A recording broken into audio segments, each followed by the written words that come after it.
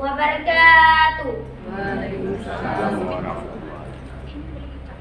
Perkenalkan, nama saya Fakhrul Razi, kelas 5D, sekolah SD Negeri 1 Bangkia. Saya akan membacakan puisi yang bertema Benda Purbakala. Judul Sajak dalam Tanah. Tanahku waris leluhur. Tanahku adalah pesan nenek moyang. Dalam tanah ini perjuangan bersimpah. Keislaman pertama kerajaan samudra.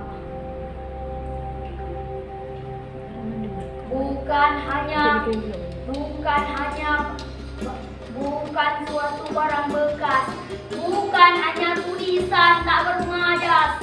Benda Purbakala adalah saksi olah silu pernah ada. Benda Purbakala syair merdu pengiring bangsa jaya.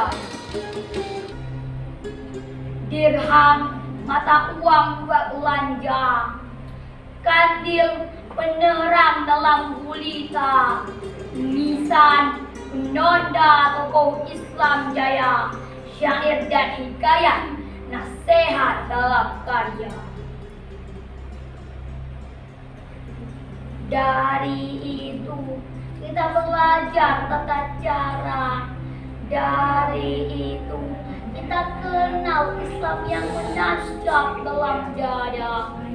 Dari itu kita tahu potensi sultan kita, sehingga kita tahu perjuangan dan air matanya.